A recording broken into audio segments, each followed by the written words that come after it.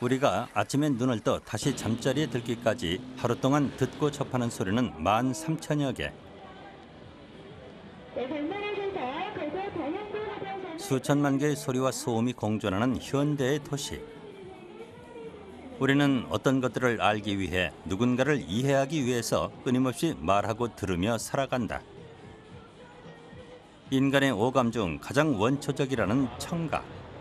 사람과 사람을 잇고 세상과 통하게 하는 것. 그리하여 우리의 마음과 정신을 지배해 나가는 감각. 그것은 바로 청각이다.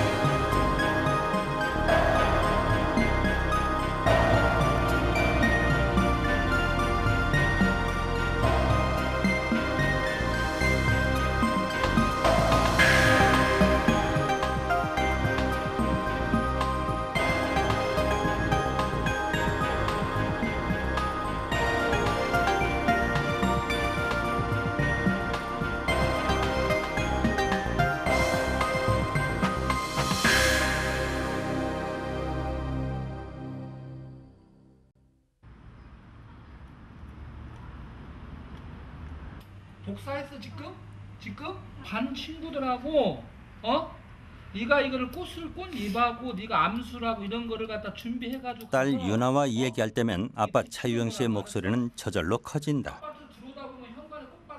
거실이 울릴 정도로 소리를 높이지 않으면 식구들의 목소리도 알아듣기 힘든 상태. 유나는 벌써 4년째 보청기에 의지해 살아가고 있는 난청 환자다.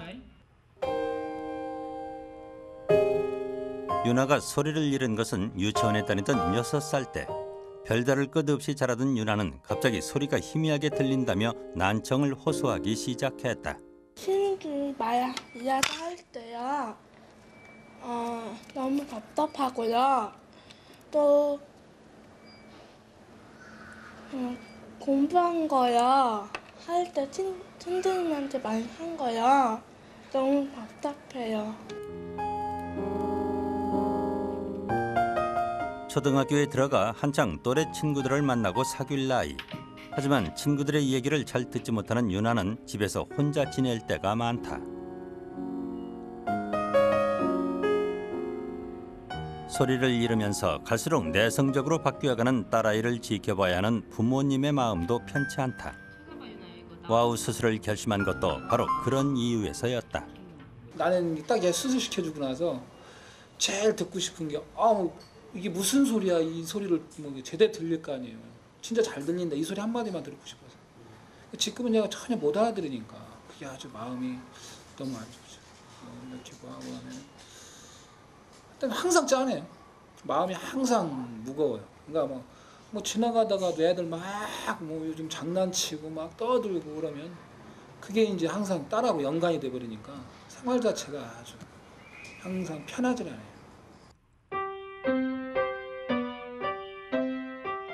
일주일 앞으로 다가온 수술. 수술이 끝나고 나면 유나는 정말 자신이 연주하는 이 음악의 진짜 소리를 들을 수 있게 되는 것일까? 유나는 수술로 잃어버린 소리를 되찾을 수 있을까?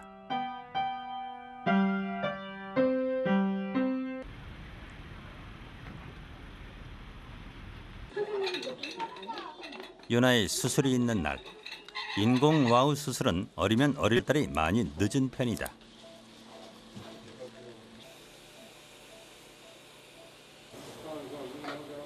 인공 와우 수술은 난청이 된 지 4, 5년 이내에 수술해야 효과를 볼 수 있는 것으로 알려져 있다. 선천성 난청일 경우에는 생후 9개월부터 수술이 이루어지기도 한다. 인공 와우란 손상된 달팽이관을 대신해 소리를 뇌에 전달해주는 최첨단 청각 보조 장치. 소리를 전달해주는 기계를 달팽이관에 넣어 그 기계를 통해 뇌에 소리를 전달하게 된다. 와우 수술은 제 기능을 하지 못하는 달팽이관의 신호를 대신 전달해주도록 하는 수술이다. 달팽이관의 와우를 이용해 직접 전극을 삽입해서 우리 뇌에 와우가 자극을 전달, 그 소리를 들을 수 있도록 하는 것이다.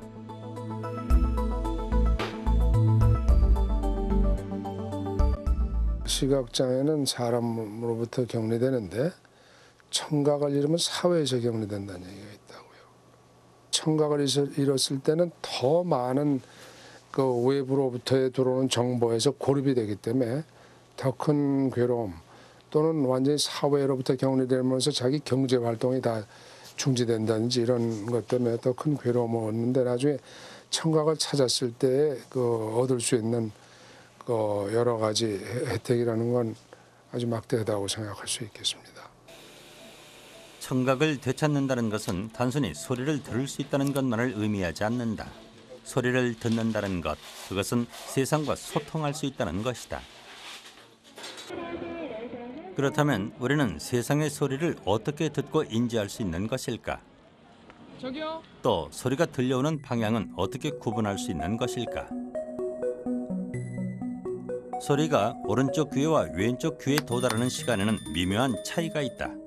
두뇌는 이 미묘한 시간 차이를 인식해 소리가 어느 쪽 귀를 통과한 것인지 알아낸다.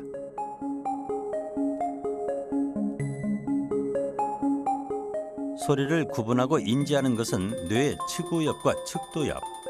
측도엽은 언어를, 측우엽은 음악 신호를 처리한다. 소리를 듣는 것은 귀지만 소리를 구분하는 것은 우리의 뇌다.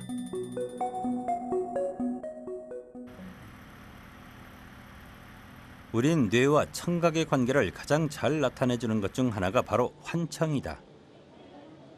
환청은 귀가 아니라 뇌로 듣는 소리다. 진짜 생활을 할 수 없을 만큼 뭐 이렇게 이불을 뒤집었어도 계속 그게 들리니까 뭐 그럴 때는 뭐 특별히 이제 병원을 아는 상태에서는 어떻게 그런 치료를 환청이라고 느껴지면 거기서 집중하지 않는 것이 중요해요. 그걸 좀 무시하는 것이 중요해요. 왜냐하면 그것에 환청이 들릴 때 그거에서 따라서 행동을 하는 분들이 계시거든요. 그런 소리가 들려서 또 실제로 우리 뇌는 왜 들리지도 않은 소리를 들었다고 생각하게 되는 것일까? 정신병 환자들이 이렇게 흥분 상태에서 목을 찔러가지고 좀 알아듣기 어려우실 텐데요. 주로 그 축두엽 부분이라고 생각하시면 되겠습니다. 이 위에 빨간색으로 표현된 그 부위는 주로 그 왼쪽 축두엽 부위가 되겠습니다. 그리고 이쪽은 왼쪽 전두엽 부위가 되겠습니다. 주로 환청을 호소하는 정신분열병 환자군에서 그렇지 않은 군에 비교하여 이런 축두엽과 전두엽 부위에서의 그런 활성화를 관찰하여 보고하였습니다. 환청을 들을 때 우린 뇌의 상태를 살펴보았다. 놀랍게도 환청을 들을 때면 실제 소리를 들었을 때와 똑같은 곳에 뇌가 활동하는 것을 볼 수 있었다. 우리 머리의 그런 전두엽 부위에서 자기가 만들어낸 생각을 자기가 만들어내는 것으로 인식하는 그런 센터가 있는데 그 센터에 문제가 생겼을 때 자기가 스스로 생각을 해서 만들어 놓고선 이것이 자기가 생각한 줄 모르고 밖에서 들린 것처럼 착각을 하게 됩니다. 이런 것이 자기 근원 검색의 실패라고 합니다. 어려운 말로, 전문 용어로요. 이런 자기 근원 검색의 실패, 즉 전두엽 기능에서의 문제 때문에 이런 자기 어떤 생각이 자기 근원 검색이 실패했을 때 그것이 환청처럼 들리게 된다.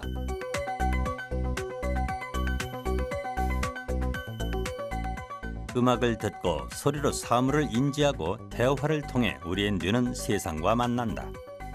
세상과 나를 잇는 청각. 청각은 우리에게 가장 원초적인 동시에 사회적인 감각이다. 우리는 도대체 언제부터 이 청각을 통해 세상과 소통해 왔던 것일까?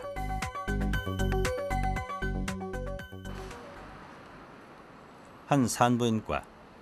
이곳에서는 출산을 앞둔 산모들과 그 가족들을 대상으로 태교 교실을 운영하고 있다. 그래서 아기는 정말 11세부터 뭔가를 하기 시작해요.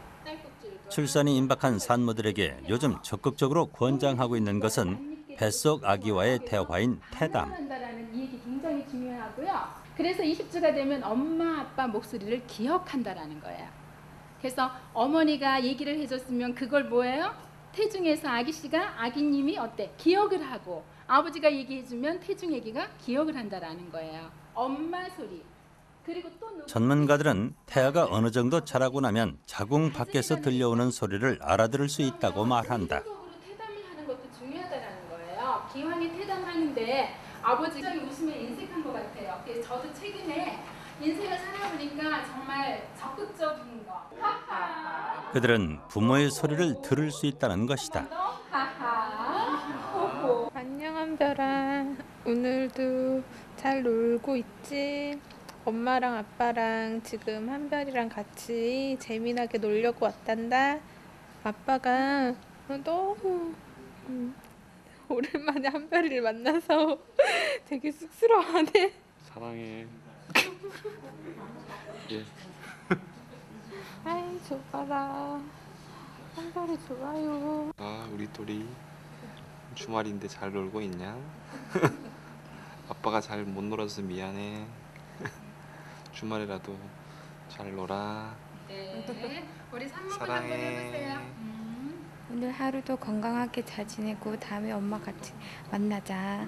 마무리는 태담을 하는 예비 부모들. 그들은 정말 태아가 소리를 듣는다고 믿고 있는 것일까? 요새는 아기가 자주 움직이다 보니까 얘기할 때 좀 뭐 알아듣는 그런 느낌이 와요. 느낌이 오는데 정확한지는 잘 모르겠어요. 근데 제 얘기 듣고 반응하는 건지 아니면 원래 움직이는 건지 그건 잘 모르겠어요. 근데 반응하는 것 같은 느낌은 느껴져요. 저녁에 이제 배를 만지면서 얘기를 하거든요. 만지면서 얘기를 하면은 반응을 해요. 이렇게 막 움직여요. 제가 얘기하고 하면 이렇게 막 그때 막 움직이고 배가 실룩실룩 거리거든요. 그래서 그럴 때는 그러니까 알아듣는 것 같다는 느낌은 조금 들어요.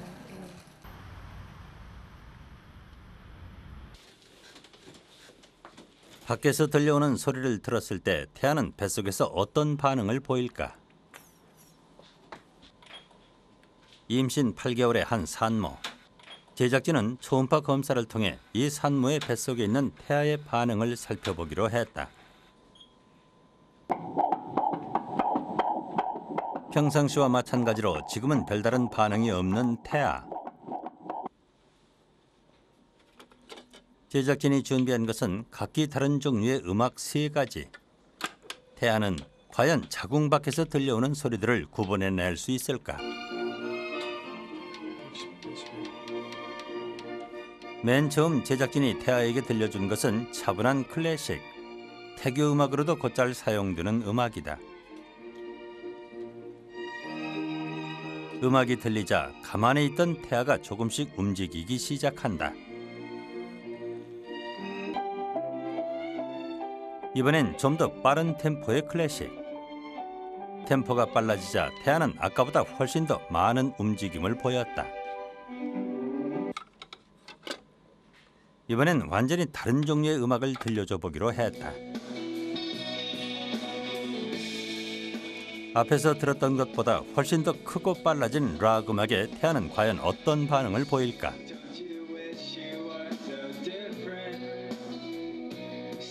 락 음악을 들은 태아는 뱃속에서 요동치듯 움직이기 시작했다. 제작진이 들려준 3개의 음악에 각기 다른 반응을 보이는 태아. 태아는 확실히 이 3개의 음악을 구분하고 있었다. 이렇게 태아들이 소리를 구분할 수 있다는 것은 무엇을 의미하는 것일까?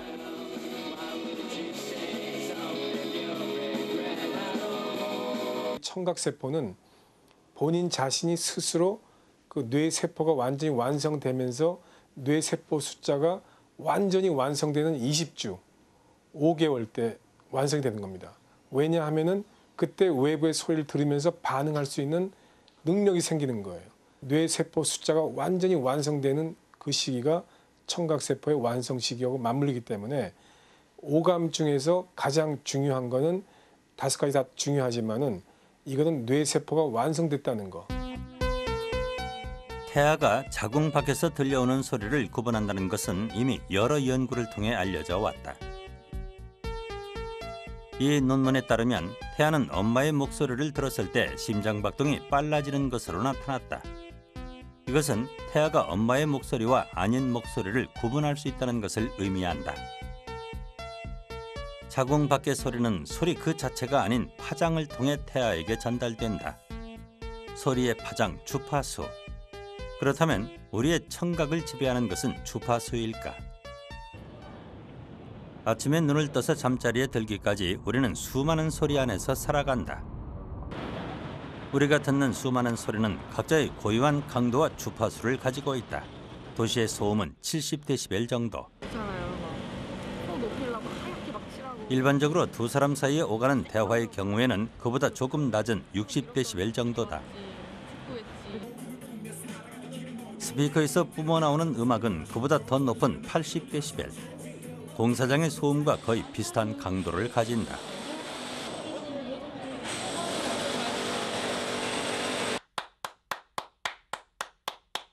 그렇다면 인간이 들을 수 있는 소리의 강도와 주파수는 어디까지일까?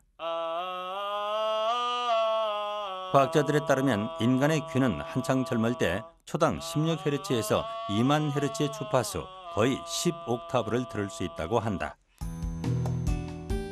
하지만 동물의 가청 음역은 인간보다 훨씬 넓고 높다.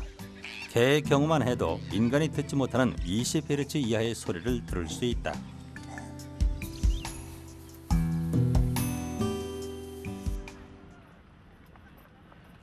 인간에게 들리지 않는 저음역대와 고음역대의 소리는 과연 어떤 것일까? 들리죠? 여기 있으면 울룩울룩 거리는데 귀로는 안 들리죠? 아무 소리도 들리지 않는 스피커 앞. 갑자기 촛불이 바르르 떨기 시작한다. 소리는 파동을 통해 전달된다. 인간에게는 들리지 않는 음역대의 주파수 파동이 촛불에는 영향을 미치고 있는 것이다. 소리를 줄이자 다시 살아나는 촛불.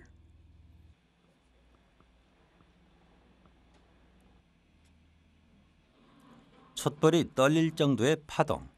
하지만 인간은 소리도 파동도 느낄 수 없다. 이게 이제 지금 사용하는 주파수가 20Hz로 했는데요. 사람은 20Hz를 듣는다고 그러지만은 실제로는 20Hz를 주면은 사람 귀로는 거의 안 들리고 거의 대부분 이제 신체를 떠는 소리예요. 왜냐하면 소리는 진동이기 때문에. 그래서 일주에 20번이 들린다는 건데 그것을 이 귀로 잘 확인이 안 되니까 이 촛불 실험을 통해 가지고 지금 확인을 해드린 겁니다.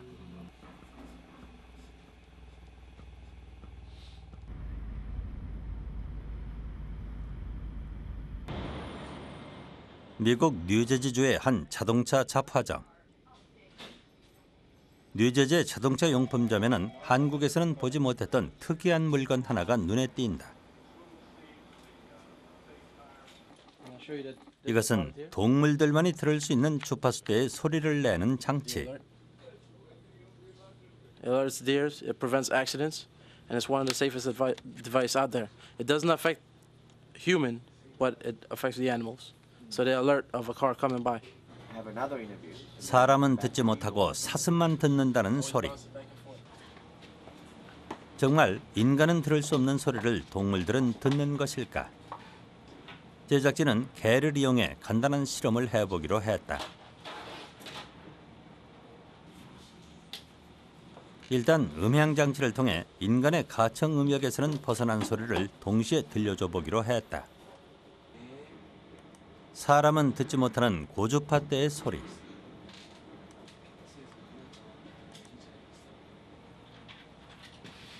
장치를 작동시키자마자 강아지들이 귀를 쫑긋거리며 약간 불안한 반응을 보이기 시작했다. 제작진이나 실험자들에게는 전혀 들리지 않는 소리.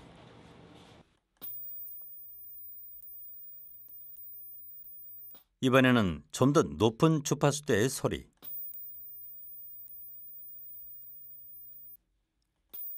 우리에게는 들리지 않아도 이 정도 소리면 강아지들의 귀에는 자동차 경적 소리와 비슷한 수준의 소리가 들린다고 한다.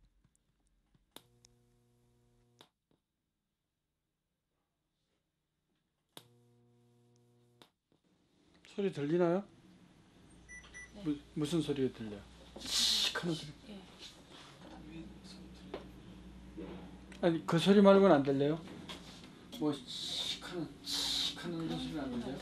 윙 소리만 들려요? 윙 소리 하는 거. 차작차작하고 있는 소리하고.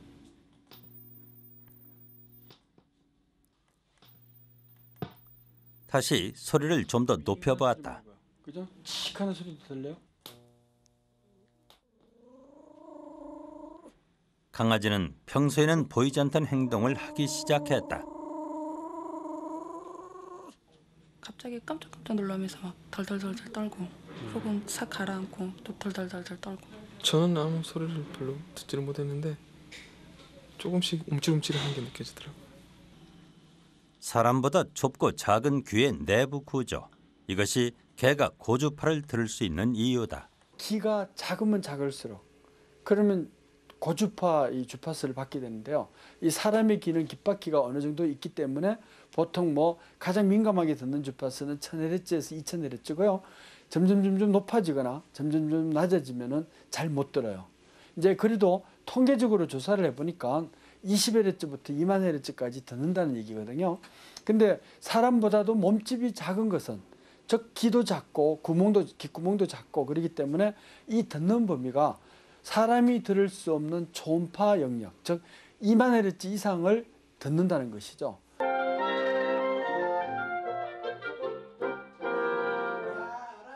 그렇다면 인간의 가청 음역 중에 가장 듣기 좋은 주파수대의 소리는 어떤 것일까? 모차르트 음악을 전문으로 연주하는 한 대학의 오케스트라. 이들은 모차르트 음악에는 다른 작곡가에게선 찾아볼 수 없는 무엇인가가 있다고 얘기한다. 모차르트 음악의 특별함은 과연 어떤 것일까?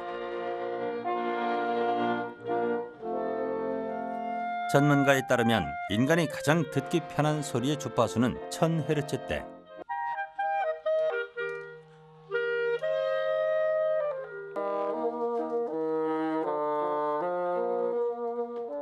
그런데 모차르트의 음악에는 이 1000Hz대의 주파수가 가장 많이 사용됐다고 한다.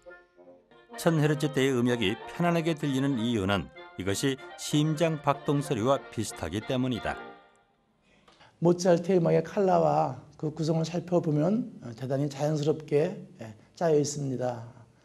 멜로디가 흐르는 물처럼 자유롭지만 그 안에는 슬픔과 사랑이 있고 평화와 멜랑거리가 공존하며 즉 인간이 살아가면서 느끼는 여러 가지 희노애락이 다 포함되어 있습니다. 그의 음악은 심플하지만 그 안에 모든 것이 다 들어있지 않나 생각됩니다. 하지만 모차르트의 음악에는 이보다 더 큰 비밀이 숨어 있다. 샤론 전 이스라엘 총리가 혼수 상태에 빠졌을 때 의사들은 그를 위한 특별 처방을 준비했다. 그 특별 처방은 바로 모차르트 음악. 모차르트 음악에는 치료 효과가 있다는 것이다. 미국 일리노이 대학의 프랜시스 라우셔 교수의 모차르트 효과에 관한 논문을 보면 모차르트 음악을 들려준 학생들과 그렇지 않은 학생들을 비교해본 결과 모차르트를 들은 그룹의 공간 지각 능력이 더 높은 것으로 나타났다.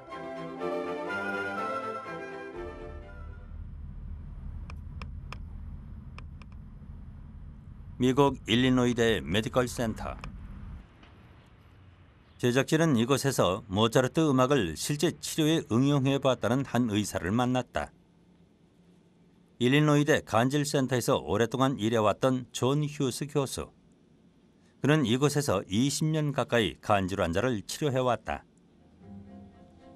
그는 이곳에서 일하면서 여러 차례 모차르트 음악의 치료 효과에 대한 실험을 해왔다. 그가 간질 환자들을 대상으로 모차르트 음악을 이용해 치료한 그간의 결과를 보면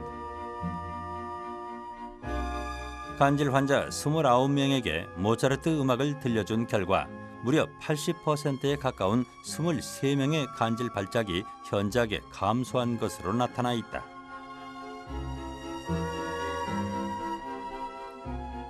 모차르트 음악에 어디에 이런 비밀이 숨어 있는 것일까?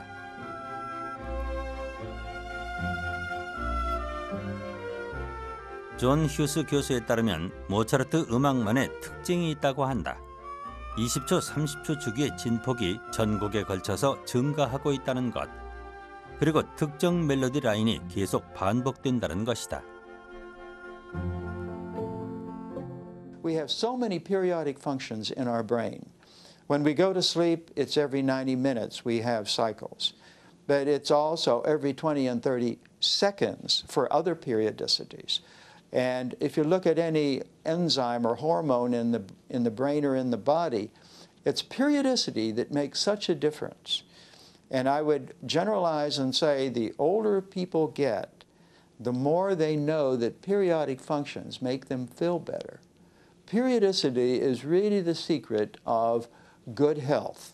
And I think this is where Mozart music turns out to be superior, periodicity. 모차르트 음악 안의 진폭과 특정 멜로디의 반복이 우리 뇌에 영향을 미친다. 그렇다면 모차르트의 음악은 어떤 특정한 주파수와 진폭을 가지고 있는 것일까? 전문 장비를 통해 제작진은 그 비밀을 직접 분석해 보기로 했다. 먼저 모차르트 음악의 음역대 변화와 멜로디 라인, 주파수를 알아보았다. 주파수를 분석하는 스펙트럼 어널라이저를 보면 지금 모차르트 음악의 경우에 소리가 좀 부드럽게 변환되는 경우를 볼 수가 있고 분포도가 다른 음악에 비해서 좀 적당한 걸 볼 수가 있습니다. 또 하나는 그 소리가 지금 그 멜로디를 이끌어 나가는 악기들이 확연하게 구별이 간다는 걸 볼 수가 있습니다. 이번엔 똑같은 방식으로 베토벤의 음악을 분석해 봤다. 모차르트와 베토벤의 음악에는 어떤 차이가 있을까? 두 작곡가의 음악이 무엇보다 뚜렷한 차이를 보인 것은 그 템포. 베토벤의 음악에 비해 모차르트의 음악은 그 템포가 120에 훨씬 가까운 것을 알 수 있었다. 템포는 사람이 태어나서 처음에 그 어머니 뱃속에서 어머니의 심장 박동 소리를 들으면서 자라는 그런 현상이 있기 때문에 사람의 심장 박동수와 비슷한 120 정도 되겠죠. 그 120 bpm이 되는 것이 듣기에 가장 편안한 것 같습니다.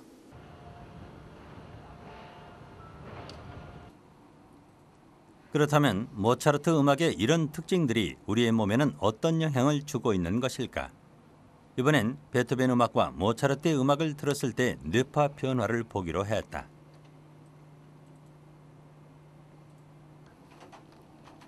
두 사람에게 똑같이 모차르트 음악과 베토벤의 음악을 들려주고 뇌파 변화의 차이점을 살펴보았다.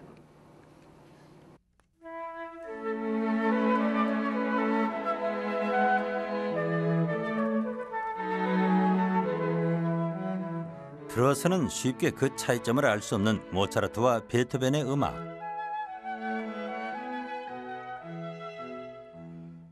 모차르트의 음악을 들은 실험자들의 뇌파에서는 유독 알파파가 많이 나왔다.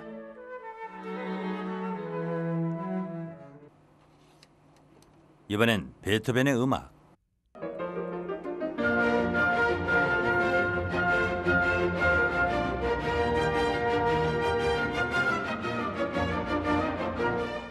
좌측은 모차르트 음악을 들었을 때의 뇌파의 변화고요. 오른쪽은 베토벤 음악을 들었을 때의 뇌파의 변화입니다. 보시는 것처럼 모차르트 음악을 들었을 때 알파 MEF라고 하는 값이 더욱 많이 나오는 것을 확인할 수 있습니다. 같은 실험자가 두 개의 음악을 들었을 때 보이는 뇌파상의 차이는 분명했다. 베토벤보다 모차르트의 음악에서 붉은색으로 표시되는 알파 MEF의 값이 더 높게 나온 것이다. 이는 모차르트의 음악을 들은 실험자 대부분의 뇌파에서도 공통적으로 보여지는 현상이었다. 알파 MEF 값이 올라간다는 것은 어떤 의미일까? 그래서 알파 MEF 값이 증가를 했는데 이것은 창의적인 생각을 한다든가 또는 집중을 한다든가 몰입을 할 때 많이 나오는 변화로 알고 있습니다. 고로 모차르트 음악을 들을 때 더욱 창의적인 생각을 한다든가 몰입을 한다는 것을 확인할 수 있습니다. 한미 FTA 협상 쟁점을 분야별로 살펴보는 순서. 오늘은 제약 1000헤르츠대에서 가장 편안하게 느낀다는 인간의 청각. 사랑이자 기쁨, 입양한 날을 매년 기념하기까지 그렇다면 저마다 다른 인간의 목소리에는 어떤 차이들이 있을까? 듣기 좋은 목소리와 듣기 싫은 목소리의 차이는 어디에서 비롯되는 것일까? 조금만 신경을 쓰면 덜 다칠 수 있다고 합니다. 제작진은 방송 3사의 뉴스 앵커들의 목소리를 통해 이를 비교 분석해보기로 했다.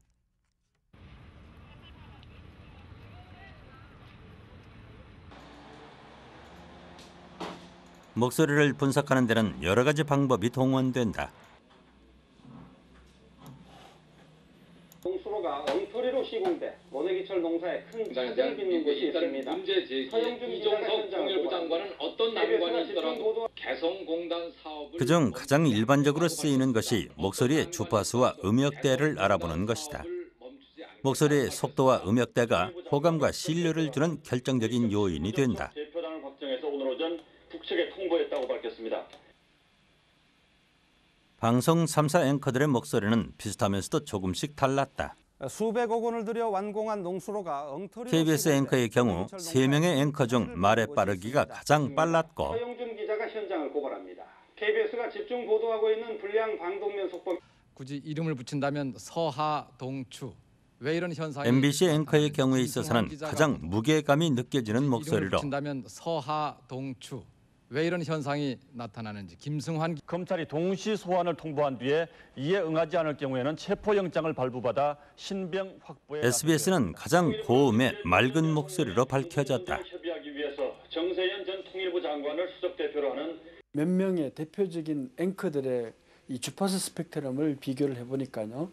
그 SBS 방송이 목소리 톤이 고음이나 중력 뭐 이런 저음이 어느 정도 원활하게 나오면서요.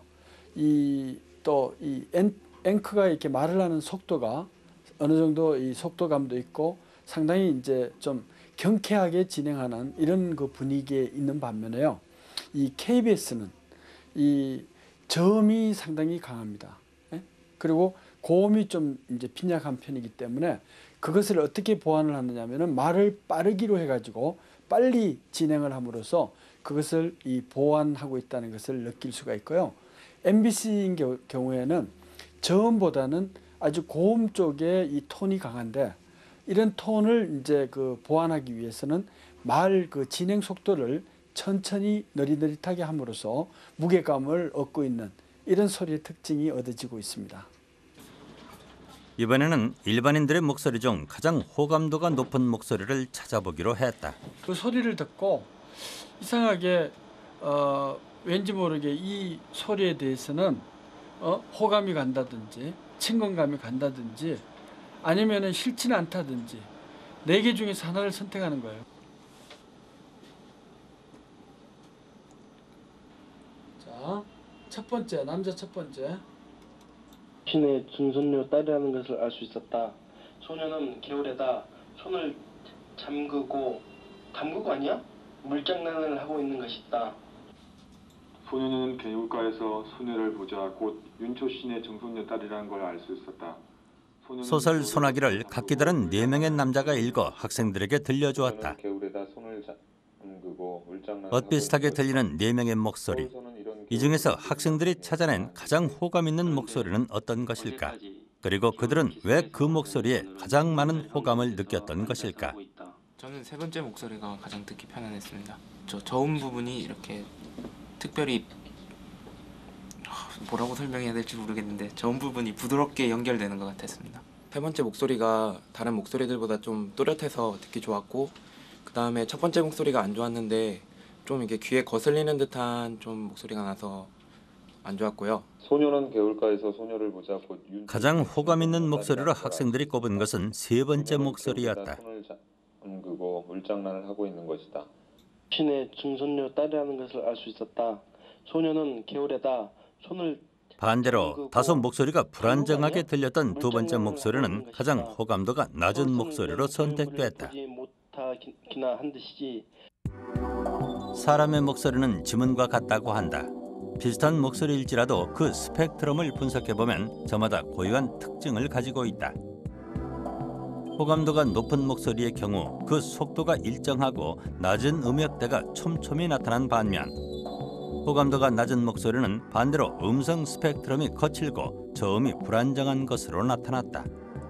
저음이 깔려 있으면서 그렇다고 해서 너무 저음이면 안 되고요. 중저음의 목소리를 톤으로 이런 느낌을 즉 발성을 하는 사람이 상당히 이제 인기가 높을 수밖에 없다는 것이죠. 그거는 뭐냐면 우리 주변에 널려 있는 목소리가 대부분 그런 유형의 목소리이기 때문에 그렇습니다. 서울에 위치한 한 와인바. 이곳에서는 특별히 전문업체에 의뢰해 매장에서 틀어주는 음악에 대한 컨설팅을 받고 있다. 최근 레스토랑과 백화점 등을 중심으로 인기를 끌고 있는 청각 마케팅. 음악으로서 손님들의 호감을 이끌어내고 이것을 매출 증대나 이미지 향상에 이용하는 것이 청각 마케팅이다. 이 와인바의 경우 청각 마케팅을 실시한 지 1년여 만에 생각보다 많은 효과를 보았다. 음악이라는 부분을 저희가 플러스로 제공을 해드리는데 이 부분이 생각했었던 것보다 처음에 시행을 할 때 어떨까라고 생각했었던 것보다 굉장히 반응이 좋으시다라는 느낌을 직접 받았습니다. 그리고 실제로 매출도 많이 상승되는 어떤 그런 요인이 해가 지나면 지날수록 더 그 증가율이 확연하게 눈에 보이기 때문에 청각 마케팅이 인기를 끌기 시작하면서 이제 레스토랑에서는 조용한 클래식에 패스트푸드점에서는 신나는 팝 음악이 매출 증대에 유리하다는 것이 기본적인 마케팅 상식이 됐다.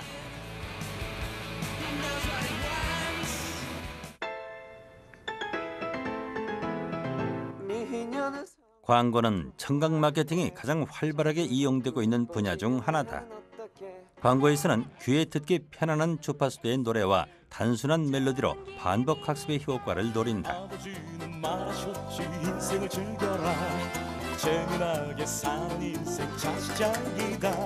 쇼핑 매장을 찾는 방문객들이 자연스럽고 편안하게 쇼핑을 즐길 수 있도록 음악을 틀어주는 경우입니다. 또한 광고에서는 다양한 CM송을 삽입함으로써 광고 효과를 높이고 있고요. 최근 몇몇 기업들은 자사의 브랜드를 보여주는데 단순하고 반복적인 멜로디를 함께 틀어주고 있습니다. 그러한 멜로디를 들을 때마다 자사 브랜드를 자연스럽게 연상시킴으로써 그 브랜드에 대한 인지도와 친숙도를 높이는 효과를 거두고 있습니다. 숙명여대의 음악치료센터. 안녕하세요. 자폐를 앓고 있는 성호는 이곳에서 음악 치료를 받고 있다. 4살 무렵부터 세상과의 소통을 단절하고 자신만의 세계에 갇혀 살아가고 있는 성호. 해봤으면 좋았어요. 성호 씨 오늘 어때요? 더워요? 날씨 네. 더워요?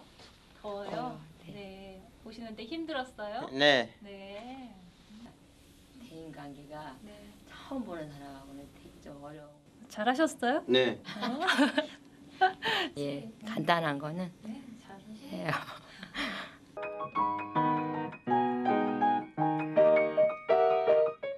성호가 세상과 소통하는 단 하나의 수단은 음악이다. 성호는 음악만을 통해 자신을 드러낸다. 수준급의 피아노 실력을 가진 성호. 하지만 성호는 특별히 피아노를 배운 적이 없다.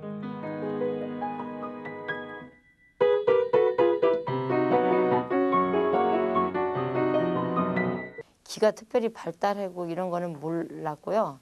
자기가 필요한 소리는 잘 들어요. 근데 이제 자기가 별로 관심이 없는 소리 같은 경우는 들은 척도 안 하거든요.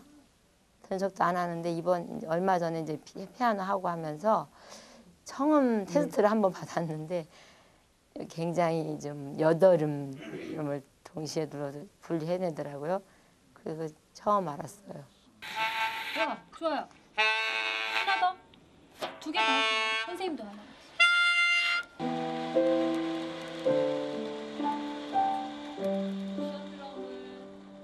좀처럼 말을 하지 않는 성호는 음악을 통해 대화하는 법을 배운다.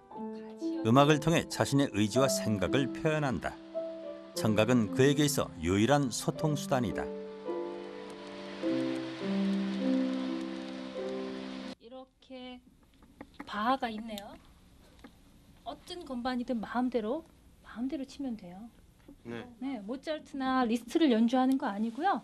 그냥 자기 마음대로 아무 소리. 합주를 하는 것은 대화하는 법을 배우기 위한 치료다. 남의 연주를 듣고 박자를 맞춰야 하는 합주를 통해 남의 말을 듣고 이해하는 것을 배우는 것이다.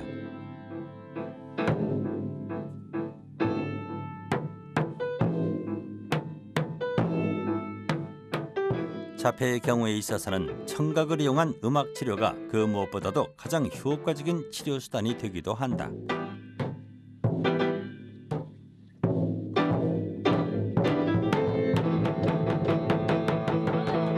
예를 들어서 자폐 친구들 같은 경우에는 청각적으로 예민하기 때문에 그것을 응용해서 더 실제 자신 행동을 조절하는데 적용을 할 수가 있어요.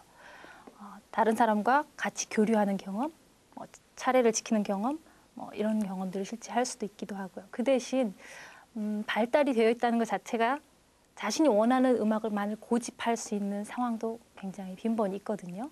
네, 그럴 경우에 자꾸 음악을 바꿔준다든지 새롭게 창조를 한다든지 이러면 더 도움이 될 것 같습니다. 청각에 대한 중요성이 부각되면서 첨단 기술을 이용한 난청 치료 역시 하루가 다르게 발전해 가고 있다.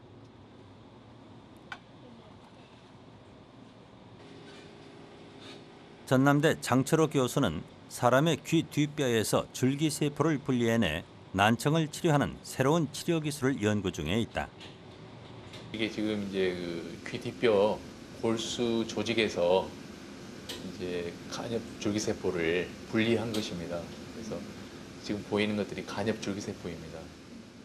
간엽 줄기세포란 우리 몸 안의 근육이라든지 뼈든지 이런 신경 조직 같은 것으로 분화할 수 있는 일종의 모세포.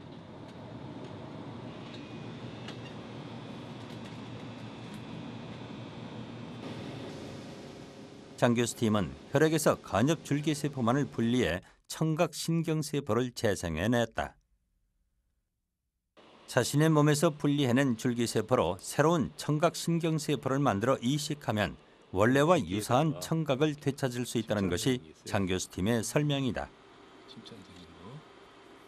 현재는 동물 실험 중이지만 이 연구가 성공하면 보청기나 와우 수술이 필요 없이 청각을 회복할 수 있게 된다. 현재까지는 인공와우 이식 수술이 지금은 가장 큰 치료입니다. 난청에 있어서요. 그리고 이제 중등도 난청에서는 보청기를 사용을 하겠고요. 그런데 향후에는 아마 이 줄기세포 치료와 또 지금 이제 유모세포가 재생되는 데는 유전자 치료가 성공이 됐거든요. 동물 실험에서는요. 그래서 향후에는 줄기세포와 유전자 치료가 병합된다면은 굉장히 좋은 치료 방법들이 나오리라고 기대하고 있습니다. 미국 인디애나주. 이곳에서도 청각장애를 극복하기 위한 첨단 연구가 이루어지고 있다. 신경학자인 패킷 박사는 얼마 전 난청 치료에 관한 획기적인 연구 결과를 하나 발표했다. 그것은 특정 단백질을 이용 조류의 귀 조직에서 새롭게 신경 조직을 만들어낼 수 있다는 것이다.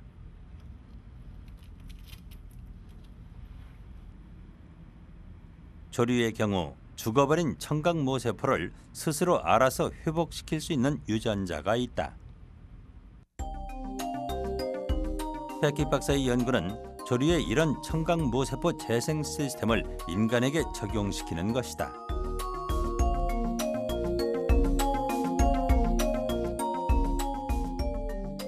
이 연구가 성공하면 청각을 잃은 지 오래돼 완전히 신경 모세포가 죽어버린 사람일지라도 다른 세포들이 신경 모세포로 재생돼 소리를 들을 수 있게 된다는 것이다.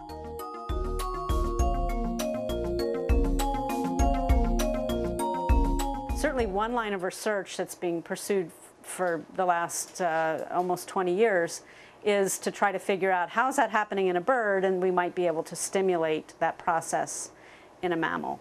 The mammalian cochlea is considerably more complicated anatomically than a bird's cochlea, and there may be additional constraints on getting those supporting cells to go back into division.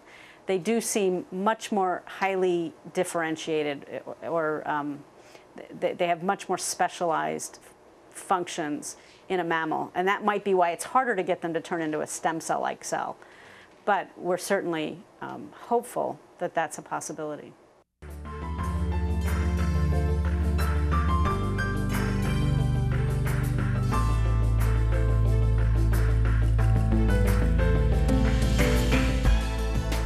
눈을 잃으면 사람을 잃지만 소리를 잃으면 세상을 잃는다. 청각은 우리가 태어나기도 전 자궁에서부터 세상과 우리를 연결해왔다. 세상의 많은 소리들은 우리도 모르는 사이 우리의 뇌와 마음을 지배하고 우리의 생활을 지배해왔다. 인간이 태어나 제일 처음 만나는 원초적인 감각. 동시에 세상과 사람을 이어주는 가장 사회적인 감각. 이것이 바로 가장 아름다운 감각, 청각의 두 가지 얼굴이다.